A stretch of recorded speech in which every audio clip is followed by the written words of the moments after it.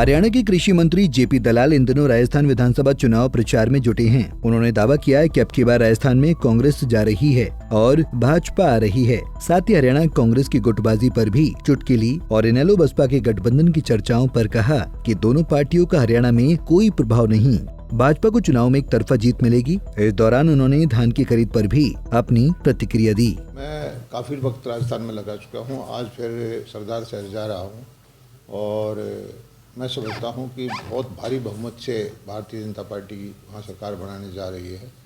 पिछली बार जो कांग्रेस ने झूठ बोल करके किसानों के कर्जे माफ़ी के तरह तरह के प्रलोभन दे करके जो सरकार बनाई थी, उससे किसान आक्रोशित हैं और उन्होंने देख लिया कि आम जनता का, किसान का, व्यापारी का, मजदूर का जो भला कर सकती है वो भारतीय जनता पार्टी की सरकार कर सकती है। एक तरफा माहौल है और कांग्रेस की तो गिनती की सीटें आएंगी। नहीं, कांग्रेस हरियाणा में सक्रिय है, मैं मानता हूँ, लेकिन आपस में लड़ाई में सक्रिय है। कांग्रेस में कब्जा करने की लड़ाई चल रही है, अलग अलग गुट हैं, सबका अपना प्रभुत्व बनाना चाहते हैं। जनता के हित में उनकी कोई रुचि नहीं है। वो कभी भी उन्होंने जनता के बारे में नहीं सोचा, अपने परिवार को आगे बढ़ाने के बारे में सोचा है और जनता इस बात को अच्छी तरह समझ चुकी है कि किसानों के लिए हरियाणा की सरकार ने जितनी योजनाएं लेके आई है, जो सीधा पैसा मिल रहा है, अच्छी खरीद चल रही है, खाद उपलब्ध है और भावांतर भरपाई से पैसा दे रहे हैं, नहरों का बजट बढ़ाया है, बिजली की समस्या को दूर किया है, तो और प्रधानमंत्री जी भी आजकल सीधा खाता में पैसे डालते हैं।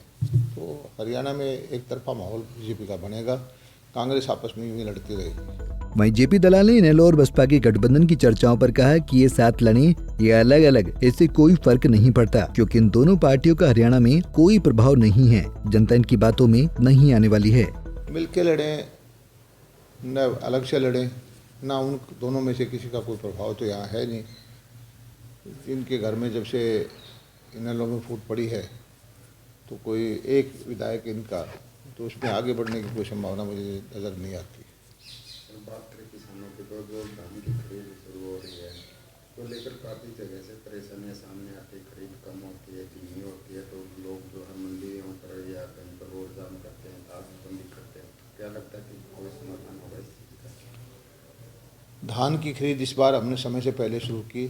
1 अक्टूबर से शुरू होती थी, 25 तारीख से शुरू की और थोड़े से वक्त के अंदर 44 लाख मीट्रिक टन धान हम खरीद चुके हैं, जबकि पिछली बार पूरे सीज़न का 59 लाख मीट्रिक टन आया था। अभी जो खरीद की है उसका सारी हम पेमेंट भी कर चुके हैं। ये ज़रूर है कि काला बाजारी हम रोकना चाहते हैं। हरियाणा का खजाना हरियाणा के किसानों के लिए है और ये जो बाहर से ला के बेचना चाहते हैं उसको हम रोकते हैं, इसीलिए थोड़ा बहुत हा हल्ला करते हैं। लेकिन जितना सुव्यवस्थित ढंग से जितना खरीद हुई है, जितनी जल्दी पेमेंट हुई है, जितना जल्दी उठा हुआ है, ऐसा पहले कभी नहीं हुआ। कृषि मंत्री जेपी दलाल न केवल राजस्थान बल्कि कांग्रेस की कलह के चलते हरियाणा में भी बीजेपी के एक तरफा माहौल का दावा कर इनेलो और बसपा को दरकिनार किया है। ऐसे में देखना होगा कि जेपी दलाल के इन दावों में आने वाले समय में कितना दम पाया जाता है। भिवानी से अशोक भारद्वाज, पंजाब केसरी टीवी। हमसे जुड़े रहने के लिए हमारे YouTube चैनल को सब्सक्राइब करें और नई वीडियो की नोटिफिकेशन के लिए बेल आइकॉन को दबाएं।